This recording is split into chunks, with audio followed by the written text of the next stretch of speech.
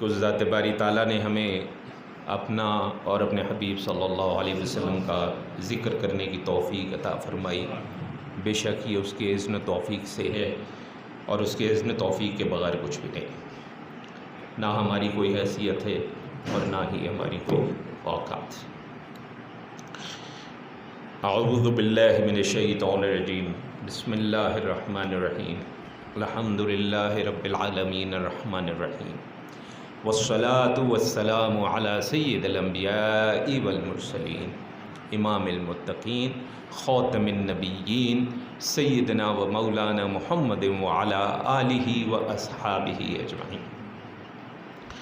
پچھلی نشست میں سیرت النبی صلی اللہ علیہ وسلم کے حوالے سے وصال رسول صلی اللہ علیہ وسلم پہ بڑی تفصیلی گفتگو ہوئی تھی، آپ کے جنازہ مبارک کے بارے میں اور دفن تدفین کے بارے میں۔ اب اس پہ آگے چلتے ہیں۔ ظاہر ہے کہ جب تدفین ہو گئی تو ایک قبر ہے۔ ایک بات سمجھ لیں کہ ہمارے یہاں لفظ قبر استعمال ہوتا ہے، نبی کریم صلی اللہ علیہ وسلم کی قبر نہیں ہے، لحد ہے۔ قبر ایک علیحدہ چیز ہوتی ہے، لحد ایک علیحدہ چیز ہوتی ہے۔ دو طرح سے تدفین کی جاتی ہے، ایک ہے جس کو لحد کہا جاتا ہے اور ایک کو شق کہا جاتا ہے۔ ہمارے ہاں جو ہے وہ شق ہے، جو ہمارے ہاں پاکستان، ہندوستان میں، بر صغیر پاک و ہند میں جب ہم مردے کو دفناتے ہیں تو وہ ہم شق کے طریقے سے دفناتے ہیں، جس کو ہم قبر اردو میں کہتے ہیں۔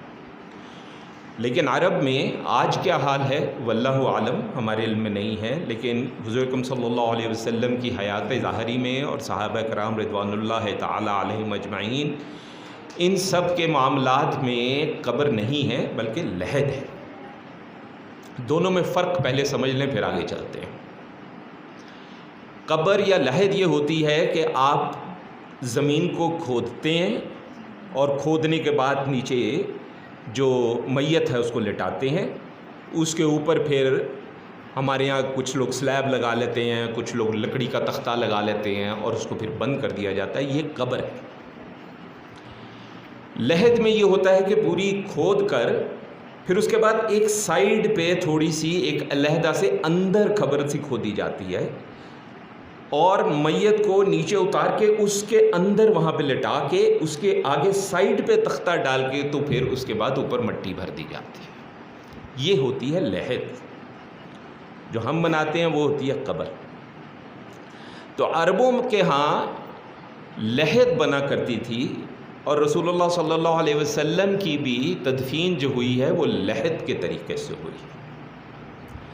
ہم آپ جانتے ہیں کہ اس کے بعد ابو بکر صدیق رضی اللہ تعالی عنہ خلیفہ بنے، پھر آپ کا وصال ہوا تو آپ کی تدفین حجرہ مبارک میں ہوئی۔ پھر عمر فاروق رضی اللہ تعالی عنہ آپ کا وصال مبارک ہوا، تو جب آپ کا وصال ہو گیا تو اس کے بعد ان کی تدفین کہاں کی جائے، کیسے کی جائے، اس کے سلسلے میں ایک روایت جو ہے وہ آپ کو میں پہلے پیش کرتا ہوں۔ جب حضرت عمر فاروق رضی اللہ تعالیٰ عنہ کو احساس ہوا کہ غالباً میرا آخری وقت آ گیا ہے، تو اس وقت آپ نے ام المومنین عائشہ رضی اللہ تعالیٰ عنہ کی خدمت میں اپنے صاحبزادے کو عبداللہ ابن عمر رضی اللہ تعالیٰ عنہ، جو خود بھی ایک صحابی ہیں، ان کو بھیجا اور ان سے کہا کہ آپ بیٹا جائیں اور جا کے ام المومنین کو میرا سلام عرض کریں اور ان سے یہ کہیں کہ کیا مجھے اپنے دونوں ساتھیوں کے ساتھ یہاں پر جگہ مل سکتی ہے۔ حضرت عائشہ رضی اللہ تعالیٰ عنہ کے پاس جب یہ پیغام لے کے عبداللہ گئے رضی اللہ تعالیٰ عنہ، تو انہوں نے کہا کہ میں نے اصل میں تو نیت کر رکھی تھی کہ یہ جگہ میں اپنے لیے رکھ لوں، لیکن میں اجازت دیتی ہوں۔ اس میں مزید آگے بھی بعد میں عرض کروں گا کہ انہوں نے اجازت کیوں دی، یہ بھی انہوں نے بعد میں بتا دیا۔ میں اجازت دیتی ہوں۔ یہ واپس گئے تو اپنے والد محترم کو بتایا حضرت عمر رضی اللہ عنہ نے کہا کہ ٹھیک ہے، لیکن پھر بھی جب میرا وقت آ جائے تو میری قبر کو، میرے جسم کو لے جا کے دروازے پہ پہلے رکھ دینا اور دوبارہ اجازت مانگنا، اور اگر وہ دوبارہ اجازت دیں تب مجھے وہاں پہ تدفین کرنا، ورنہ مجھے قبرستان میں دفن کر دینا۔ ایسا ہی ہوا تو ام المومنین عائشہ رضی اللہ تعالی عنہا نے پھر دوبارہ اجازت دے دی، تو تب وہاں پہ لحد مبارک بنی عمر فاروق رضی اللہ تعالی عنہ کی۔ حضرت عائشہ رضی اللہ تعالی عنہا نے ایک اور روایت سے ہمیں پتہ چلتا ہے کہ بعد میں یہ کہا کہ اگر میں یہاں دفن ہو جاتی تو جب لوگ سلام کے لیے نبی کریم صلی اللہ علیہ وسلم کے پاس حاضر ہوتے تو اس وقت پھر ساتھ میرا بھی نام لیتے، تو مجھے یہ مناسب نہیں لگا کہ باقی امہات جو ہیں ان کا نام نہ لیا جائے اور مجھے ان پر کچھ فوقیت حاصل ہو۔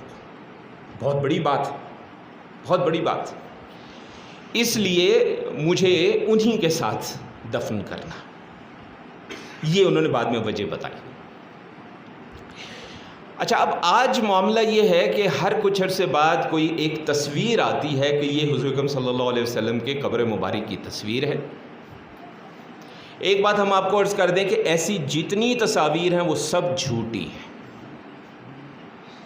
خاص طور پہ جو سب سے زیادہ تصویر آتی ہے وہ ایک تصویر ہے جس کے اندر ایک اونچی سی قبر ہے، جس کے اوپر ایک چادر سی ڈلی ہوئی ہے اور ایک ساتھ میں اوپر ایک امامہ شریف رکھا ہوا ہے اور لکھا ہوتا ہے کہ جناب یہ قبر مبارک رسول اللہ صلی اللہ علیہ وسلم۔ ہم پوری ذمہ داری سے آپ کو بتا رہے ہیں، ہم نے اپنے دوستوں سے پوچھا ہے جو وہاں پہ رہتے ہیں ترکی میں، وہ کہتے ہیں یہ قبر مولانا رومی کی ہے رحمۃ اللہ علیہ۔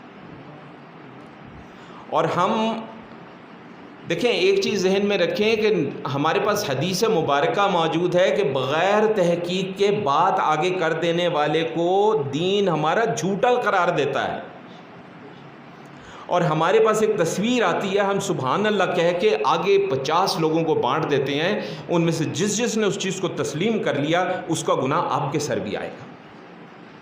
تحقیق کرنی چاہیے، پتہ کرنا چاہیے۔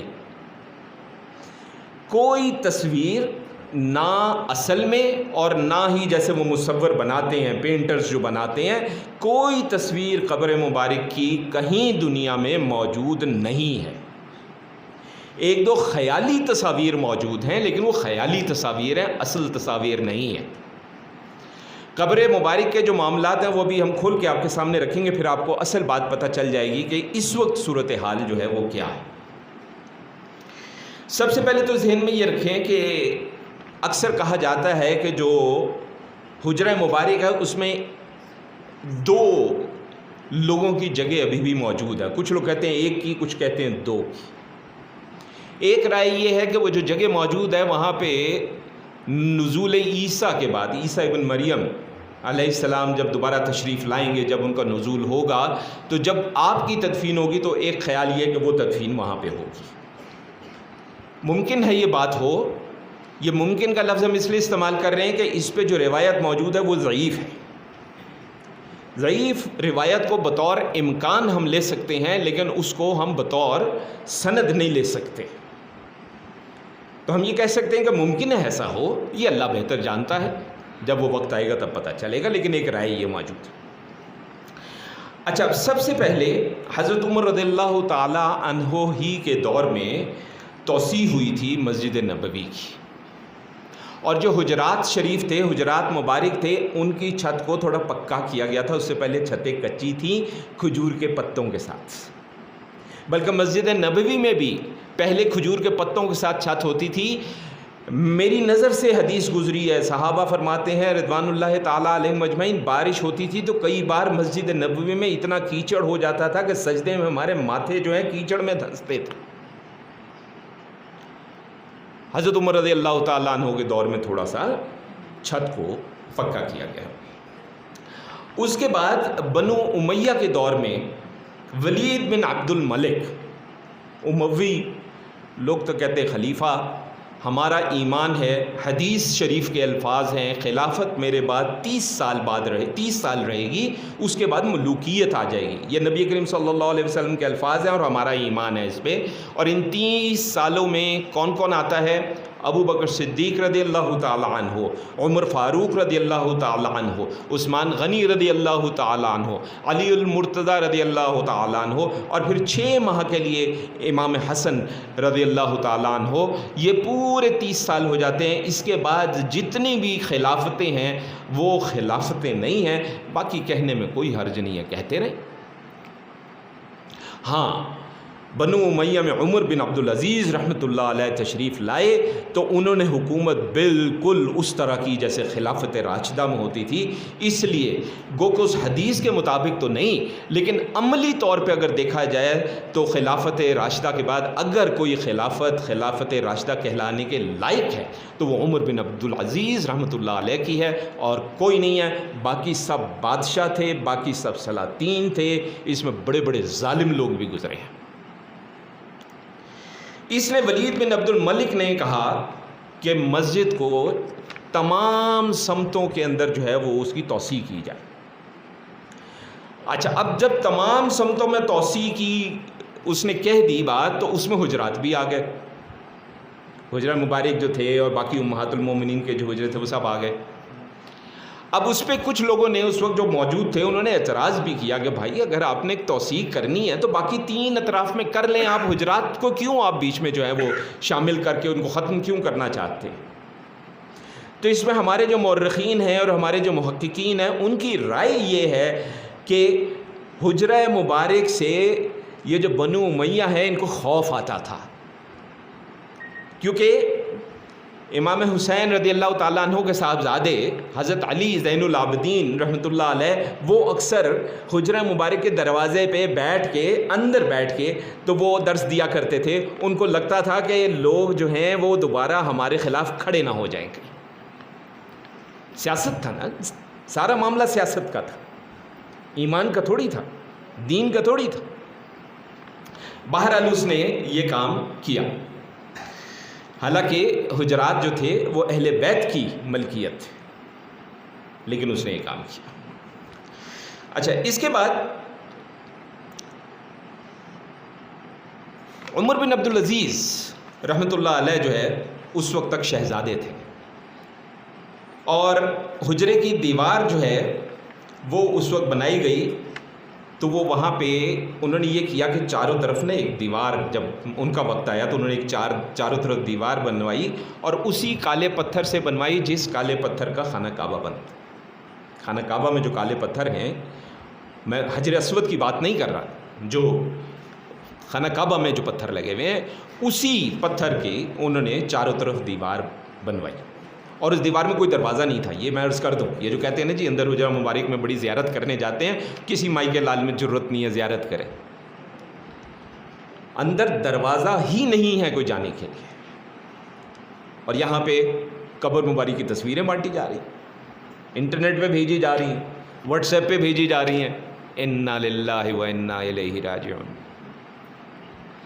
آپ نے اچھا جب چاروں طرف وہ چکورا ایک بنا دیا تو اچانک کسی نے یا ان کو کہا یا ان کو خیال آیا کہ چکور بھی ہے، پتھر بھی خانہ کعبہ والا ہے، کہیں یہ نہ ہو کہ کچھ مسلمانوں میں جو دور دراز سے لوگ آتے ہیں اور کمزور ایمان والے ہیں وہ اس کو خانہ کعبہ کا نعم البدل سمجھ لیں۔ تو پھر اس کے باہر ایک اور آپ نے دیوار بنوائی۔ وہ جو دیوار بنوائی وہ کوئی تقریباً 5-6 کونے ہیں اس کی، اللہ کے فضل و کرم سے اس کی میرے پاس وہ دیواروں کی جو ہے اس کی موجود ہیں، خاکے موجود ہیں، وہ میں آج لے کر نہیں حاضر ہو سکا، پھر کسی وقت انشاءاللہ اگلی نشست میں لے آؤں گا تاکہ دوستوں کو آسانی ہو جائے۔ اب یہ جو تھی یہ 5 سے 6 کونوں والی دیوار تھی، اور اس میں دروازہ تھا، یعنی اندر والی دیوار میں دروازہ نہیں ہے، اس میں دروازہ ہے۔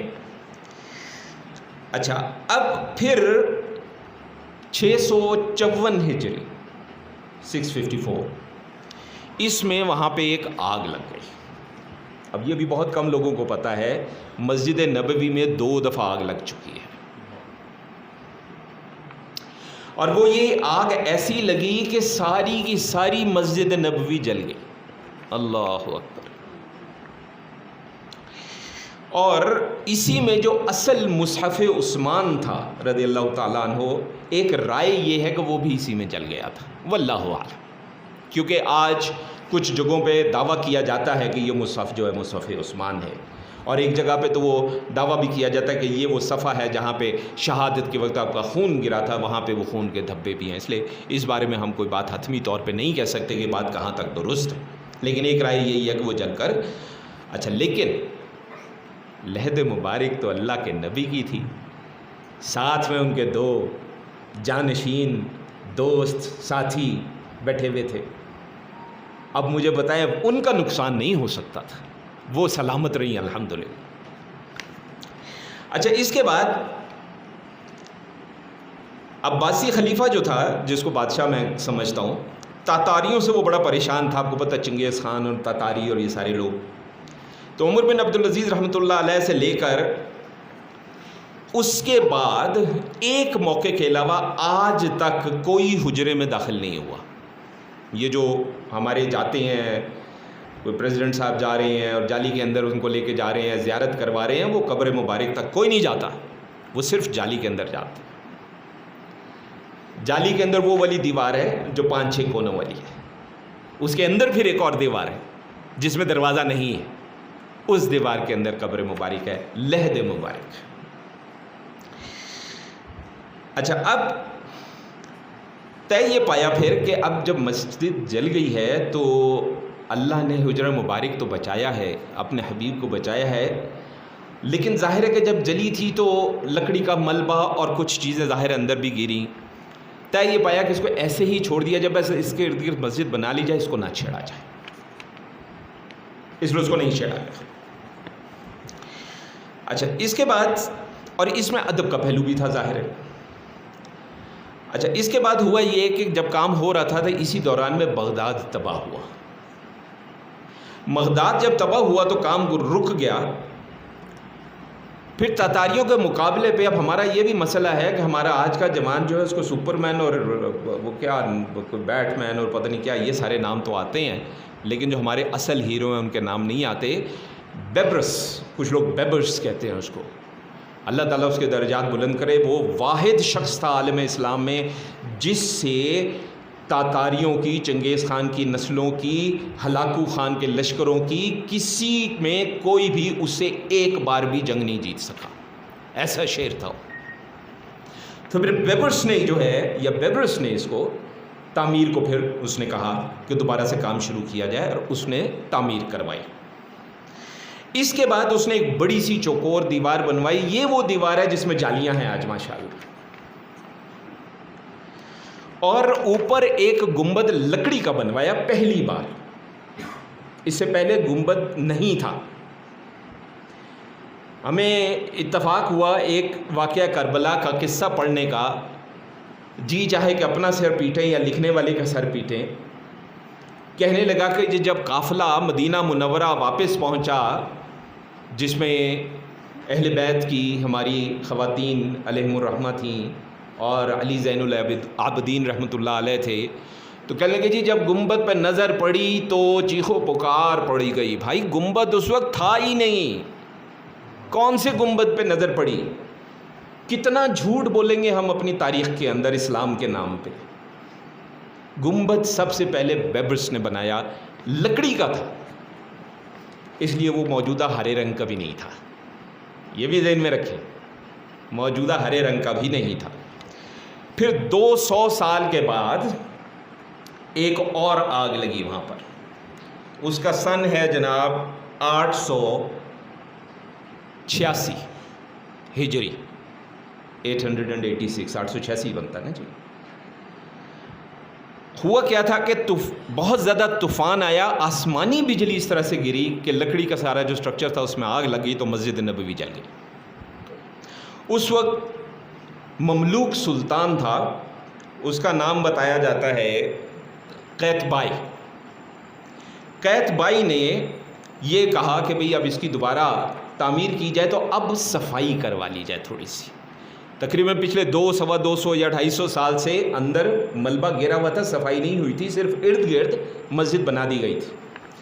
اب سوال یہی پیدا ہوا کہ ادب کا مقام ہے، اندر کون جائے گا؟ اندر سے صفائی کرنے کے لیے اس کو اندر کی دیوار سے بھی اندر اتارنا ہے، تو کون جائے گا؟ اس وقت کے بہت بڑے محقق، بہت بڑے مجدد، بہت بڑے عالم دین، بہت بڑے محدث چنے گئے، جن کو المسعودی کہا جاتا ہے رحمۃ اللہ علیہ۔ ان کی ذمہ داری لگائی گئی کہ جناب آپ اس کی صفائی کا ذمہ اٹھائیں، اور انہوں نے ہی اپنی تحریر کے اندر پھر وہ سارا احوال لکھا ہے کہ جب میں صفائی کے لیے گیا تو میں کیسے گیا اور پھر کیسے میں نے صفائی کی اور کیا ہوا۔ وہ تحریر جو پڑھنے والی چیز ہے وہ ہمارے یہاں لوگ ترجمہ نہیں کرتے، اور پتہ نہیں کیا کیا قصے کہانیاں جھوٹے جو ہیں وہ ہمیں سیرت النبی کے نام پہ ترجمہ کر کے پڑھوا دیتے ہیں۔ پڑھنے والی تو یہ چیز تھی۔ بہرحال انہوں نے بڑی تفصیل سے لکھا کہ وہ ایک بات جو انہوں نے کہی وہ یہ کہی کہ ایسی خوشبو تھی، ایسی خوشبو تھی کہ وہ کہتے ہیں کہ انہوں نے اپنی زندگی میں کبھی وہ خوشبو نہیں سونگھی۔ اس کے علاوہ وہ یہ بھی کہتے ہیں کہ اندر ساری قبروں کے پہلے ابھار تھے، کیونکہ جب پہلی دفعہ ایسا ہوا تھا تو اس وقت عمر بن عبدالعزیز نہیں معذرت عمر بن عبداللہ بن عمر رضی اللہ تعالیٰ عنہ، انہوں نے پہچانا تھا ایک ہلکا سا ابھار تھا، تو انہوں نے کہا تھا کہ یہ میرے والد کی قبر ہے۔ ان کے دور تک آتے آتے وہ سب کچھ سیدھا ہو گیا ہوا تھا۔ اصل میں تو ابھار تھے چھوٹے چھوٹے، لیکن سیدھا ہو گیا ہوا تھا، کیونکہ ظاہر ہے ملبہ بھی گرا، مٹی 200-250 سال سے کچھ تو گرد ظاہر ہے آ رہی تھی، تو وہ تقریباً جو ہے وہ سیدھا ہو گیا۔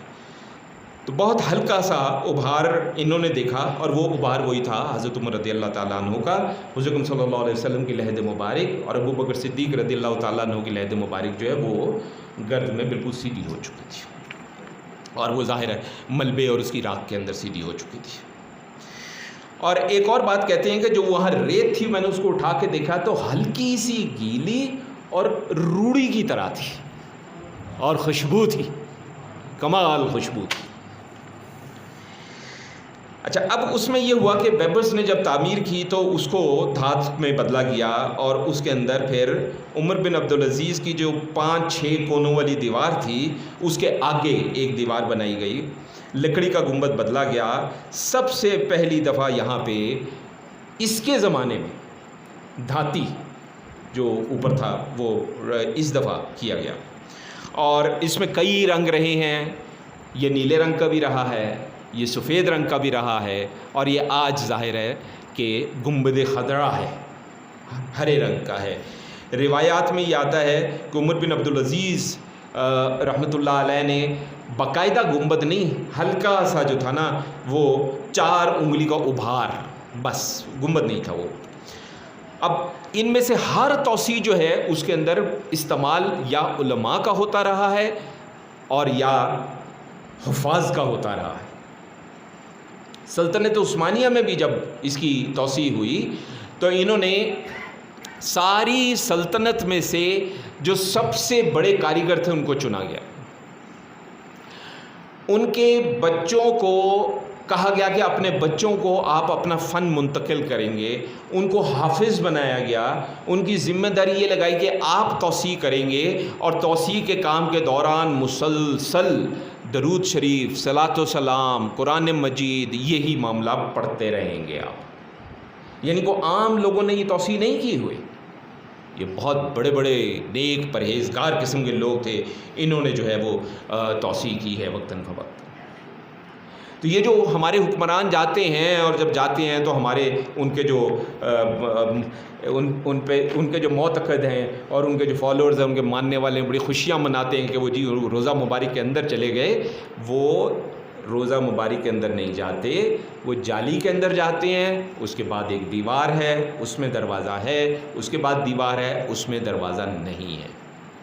سلطان عبدالحمید کے زمانے میں ادب کا آپ اندازہ یہ لگائیے کہ اس کے زمانے میں ریلوے پہ کام ہو رہا تھا، تو ریلوے جب مدینہ منورہ اسٹیشن بنا تو اس کو کہا گیا کہ آپ آئیں افتتاح کریں۔ سلطان عبدالحمید ثانی اس کو جب وہ گیا تو دیکھا کہ وہ اس کو کوئلوں والے انجن ہوتے تھے، اس میں سے شور کی آواز آ رہی تھی، وہ گھبرا گیا، اس نے مٹی اٹھا کے پھینکنی شروع کر دی، تاکہ وہ آگ بجھ جائے اور آواز بند ہو جائے. اور اس نے کہا حالانکہ وہ مسجد نبوی سے اور مدینہ منورہ سے کئی میل دور تھا انجن, لیکن اس نے کہا کہ نہیں, اس جگہ پہ شور اس کے لیے یہ قابل قبول نہیں تھا. اگر آپ کو کبھی اتفاق ہو عمرے پہ یا حج پہ جانے کا, تو جہاں آپ اور جگہ زیارتوں پہ جاتے ہیں وہ اسٹیشن آج بھی موجود ہے, وہ ریل آج بھی وہاں کھڑا ہے انجن, جو عبد الحمید نے بند کروا دیا تھا کہ نہیں, میرے ہوتے یہاں پہ یہ انجن, یہ شور مسجد نبوی کے باہر. آپ اندازہ کریں ادب کا یہ عالم تھا, اور حفاظ سے توسیع کرائی جا رہی ہے, درود السلام مسلسل پڑھا جا رہا ہے. یہ ادب ہوتا تھا. ہمارے جو اسلاف ہیں وہ تو 2 میل دور شور برداشت نہیں کرتے تھے, تو ہم تو 2 فرلانگ دور شور اگر ہو جائے تو ہم کہتے ہیں نہیں تو باہر شور ہو رہا ہے, اندر تو نہیں ہو رہا. استغفر اللہ. تو قبر مبارک کی کوئی تصویر نہ خاکے میں, نہ اصل میں, نہ وہ جو مصوری میں کوئی موجود نہیں ہے, اور جو موجود ہیں وہ خیالی ہیں, اور خیالی میں وہ جو ان کی وہ بنائی گئی ہیں اتنی اونچی اور یہ اور وہ, ایسا کچھ نہیں ہے. کوئی ایک مستند روایت نہیں ملتی کہ حضرت عمر بن عبدالعزیز سے لے کے آج تک سوائے وہ ایک عالم دین کے کوئی کبھی وہاں پر اندر داخل ہو سکا ہو. تو تصویر کہاں سے آئی؟ اور ان کی بھی گواہی موجود ہے کہ سب کچھ سیدھا ہو چکا تھا, ہلکی سی بس حضرت عمر کی قبر کا ہلکا سا ابھار اتنا سا بس نظر آ رہا تھا. تو اللہ تعالی ہمیں ان جھوٹے قصوں سے محفوظ رکھے کہ جو سیرت النبی کے نام پہ اور ان سے متعلق چیزوں کے نام پہ اور صحابہ سے متعلق چیزوں کے نام پہ جو جھوٹ اور قصے اور تصویریں اور نہ جانے کیا کیا ہمیں پیش کیا جاتا ہے, اللہ تعالی ہمیں اسے محفوظ رکھے. اور خالی وہی نہیں, سیرت النبی میں جتنے جھوٹے قصے ہمارے ڈال دیے گئے ہیں, اللہ تعالی ہمیں ان سے محفوظ رکھے. میں صرف احتیاط کے طور پہ 3-4 قصے بیان کر دیتا ہوں جو کنفرم جھوٹے ہیں. ہم بچپن سے پڑھتے آئے ہیں کہ ایک بڑھیا حضور اکرم صلی اللہ علیہ وسلم پہ کچرا پھینکتی تھی, اور ایک دفعہ اس نے کچرا نہیں پھینکا. یہ قصہ جھوٹا ہے. یہ کچھ لوگوں کے لیے بڑی ایک جھٹکا ہوگا. کسی مستند سیرت کی کتاب میں نہیں ہے. ایک دفعہ میں نے علامہ صاحب سے تذکرہ کیا, علامہ صاحب نے مجھے کہا جی اس کا ہے حوالہ. جب انہوں نے کہا حوالہ تو ایک دفعہ میں بھی گھبرا گیا. میں نے کہا جی کیا ہے حوالہ؟ کہنے لگے 3ری جماعت کی اسلامیات کی کتاب, یہ حوالہ ہے اس کا. سیرت النبی کی کسی مستند کتاب میں یہ واقعہ موجود نہیں ہے.